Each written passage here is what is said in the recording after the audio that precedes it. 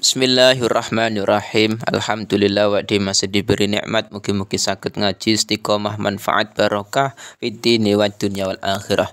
Bismillahirrahmanirrahim. Qauluhu faslun utawi kikono fasal suci. Takbire fasal arkanus sholati sab'ata asyarah. Jadi dalam rukun-rukunnya sholat itu ada 17 versi kitab Sulamut Taufik. Tetapi dalam redaksi kitab lain ada yang mengatakan rukun sholat 18, ada yang mengatakan 14. Nah, itu beda-beda. Asline hampir sama. Nek cara kitab ini memang tumak nina nanti disendirikan. Tumak nina ruku sendiri, tumak nina itidal sendiri. Tapi nek dalam versi kitab lain dijadikan satu. Tapi intinya sama-sama ada tumak nina. Itu versi madhab Syafi'i. Qaluhu arkanus sholati utawi pira-pira rukune sholat sab'ata asyara iku 17. Jadi rukun-rukune sholat iku ada 17. Rukun itu perkara wajib yang harus dilakukan agar nantinya sholatnya sah. Ketika rukun ini tidak terpenuhi, maka sholatnya tidak sah. Sing pertama al-awwalu utawi kang kawitan an-niyatu ku niat. Jadi madhab Syafi'i mewajibkan rukun niat dalam sholat. Nah, ini penting. Ya, niat itu bagaimana niatnya? Apakah harus diucapkan atau di hati? Ai bil qalbi, tegese oleh niat bil qalbi kelawan ati. Lil fi'li maring penggaweane.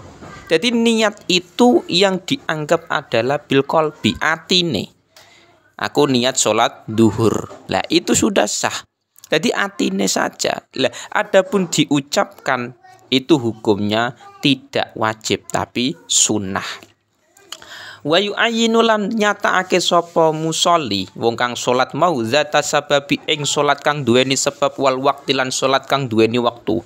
Ketika salat itu punya sebab, ketika salat itu punya waktu, maka harus dinyatakan salatnya ditakyin. Contohnya usolli fardhu duhri. Lah duhurnya itu harus ada.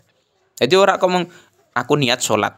Nah itu tidak sah. Nih aku niat sholat itu namanya sholat sunnah mutlak nantinya. Tidak punya sebab, tidak punya waktu.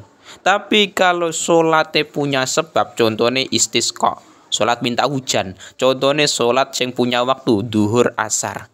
Nah itu punya waktu. Jadi makanya ketika sholat harus dinyatakan sholatnya itu apa. Nah sholat duhur, sholat asar, usolli fardhu duhri. Nah itu yang penting atine. Kalau wayan wilan niat sapa wong, wayan wilan niat sapa wong sing salat mau musolli al fardiyata ing bangsa fardu fil fardhi ing dalem salat fardu.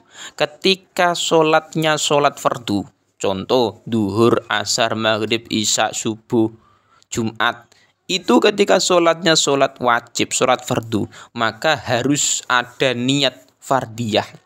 Jadi misalkan sholat duhur usolli, nah itu wajib.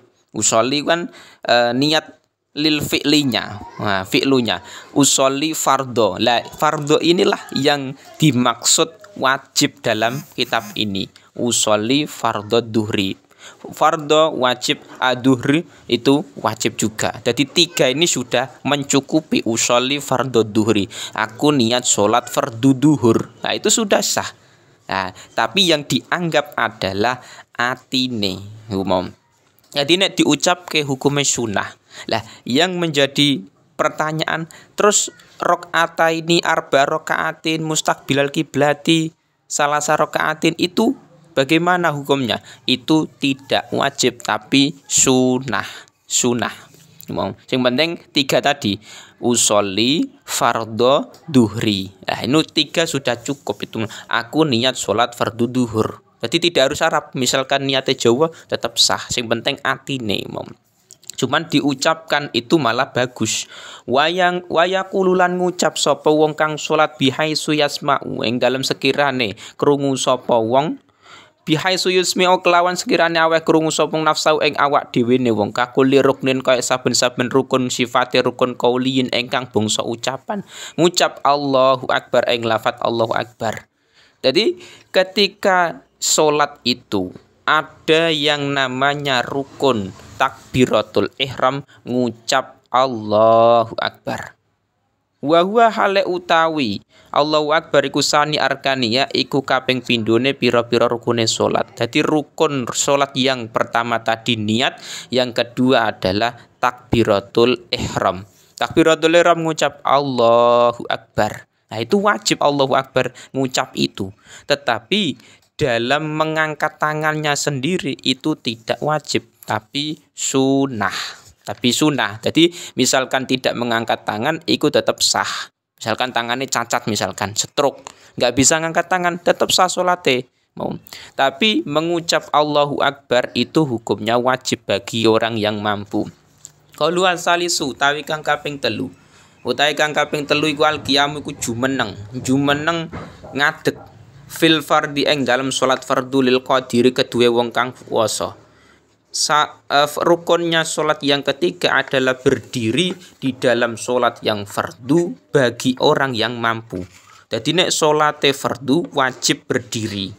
Cuman berdirinya orang yang mampu. Nek wongnya nggak mampu berdiri, kena stroke misalkan, atau kakinya misalkan cacat, nggak bisa berdiri, maka boleh sholat dengan duduk. Dan nek sholat duduk nggak iso piye?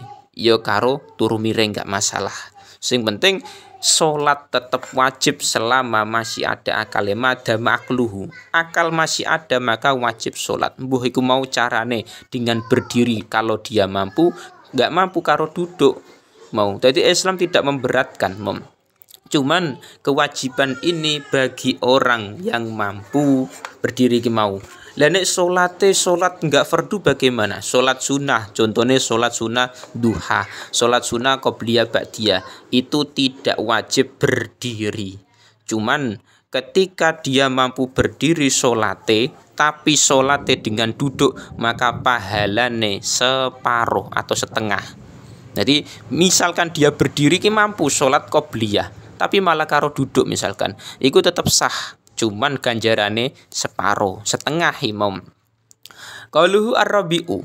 Ar-rabi'u ta kang kaping 4 qiraatul Fatihah ku maca Fatihah bil basmalati kelawan bismillah. Wa tasydidati lan pira-pira tasydid wa muwalati lan nuli-nuline Fatihah.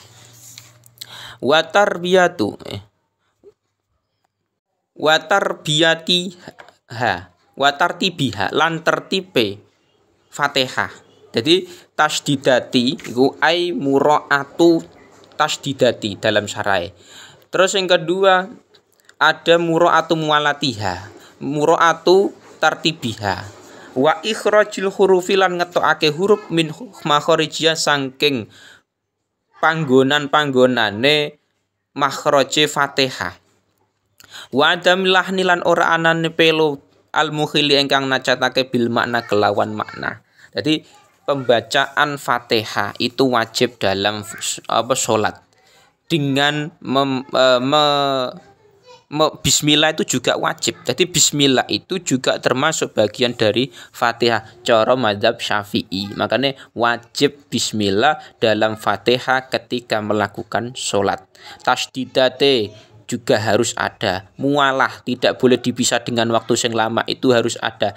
Tertib, nah, ini juga wajib. Ikhrajil huruf, mengeluarkan huruf jari makhrajnya, itu harus ada. Jadi tajwidnya dalam membaca Fatihah dalam sholat itu harus tahu, harus ngerti dan dilakukan. Wa atamulahni al-mukhili bil makna. Terus tidak pelo yang mana sampai menacatkan, merubah maknane Fatihah, itu bahaya.